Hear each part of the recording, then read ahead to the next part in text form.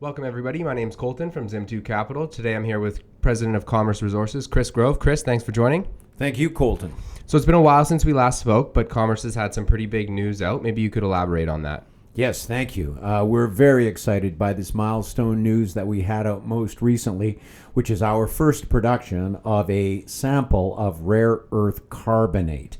And the name of that sample is very important in that this sample can be sent to and bought by any rare earth element processor on planet Earth.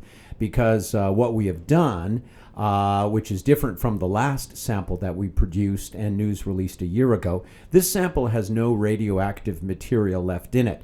The ashram itself, while we're on this topic, has very low radioactive elements, which we call the norms, which stands for naturally occurring radioactive materials. And the ashram benefits naturally by having very low norms in comparison to many industry peers.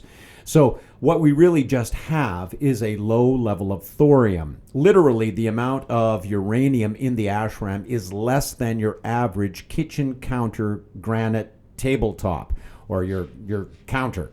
And at any rate, at 1 to 2 parts per million uranium. And then we have about 300 ppm thorium, but this is extracted as we just did in this sample. And so the sample can be sent to any country in the EU, France, Estonia, or into the United States. And so we're very excited by this sample. The second thing about this sample is it also has, because of the natural distribution of the ashram, it also has a very high percentage of 2 of the 4 rare earth elements that are essential for magnet manufacturing, and that is neodymium, praseodymium. So if anybody looks at our news releases and says, what's that NdPr they keep on referring to, and why is it good that it's at 21.6%? Well, it's because NdPr are essential for magnet manufacturing, and that's a very high level of NdPr. So we're very happy that we produced the sample, very happy that it has a high percentage amount of NdPr. Yeah, and I think the touching on the radioactivity part was great because I do think people tend to think that rare earths are associated with radioactivity, so it's nice to hear that yours is a little bit less than a granite countertop. So Exactly. Now, so what kind of interest are you getting from industry majors? I know that you obviously produced a sample for that reason, so there must be some sort of interest already. Yes, absolutely. So we are producing now at our pilot plant a larger volume of this same material. As we announced in the news release, we're producing 2.5 kilos of this same rare earth carbonate, and that will be delivered to 2 industry majors who have expressed interest in receiving a sample from us. In addition to that, though, this news release was noticed by the industry, and so we had several calls with other majors who are also looking for a new source of rare earth element feedstock. And again, as I said, this sample can be sent to anywhere on planet Earth because it is radioactive free. And you said 2.5 kilograms is what you're going to produce. What size was this sample? It was very small. It was in, it was just a number of grams, actually. Oh, okay. It was a very small sample. Yeah, okay. Yeah. So the market's been reacting since this news. I think you put it out on the 23rd. Is this indicative of more awareness in the rare earth market as a whole? I would hope so.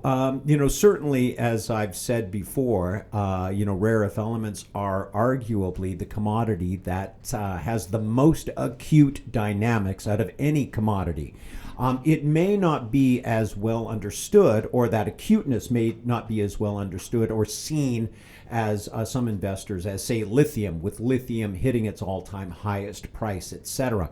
But it really breaks down to demand and supply. And so the current demand for rare earth elements, we have seen a better than doubling of the global annual demand for rare earth elements in the last decade, while at the same time, there's only one new commercially significant producer of rare earth elements. And so that has led certain analysts to suggest that we need 4 or 5 major new rare earth element mines to come on stream in the next 5 years to satisfy this continued increased global demand. Wow. Yeah, so it's a very exciting commodity to be working in right now. I'm hoping that investors are, seeing this opportunity. Yeah, and I think they are. I've started hearing about it in some areas that you wouldn't normally hear about it. So very interesting. So what's next for Commerce then? After this sample, what do we got?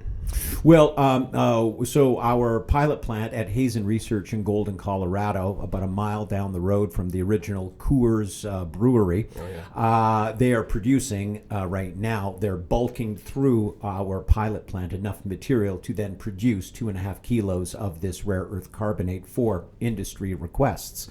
At the same time, we are one of the beneficiaries of the federally funded rare earth element optimization program operated by CanMet under the aegis of NRCan, Natural Resources Canada.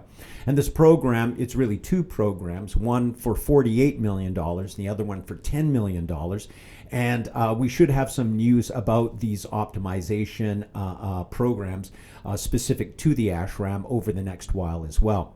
While we're working on the production of these samples, while this optimization work is going on, we do have other provincially funded optimization programs, and there's a new one where we are having material worked on by Coram, a highly regarded R&D facility in Quebec.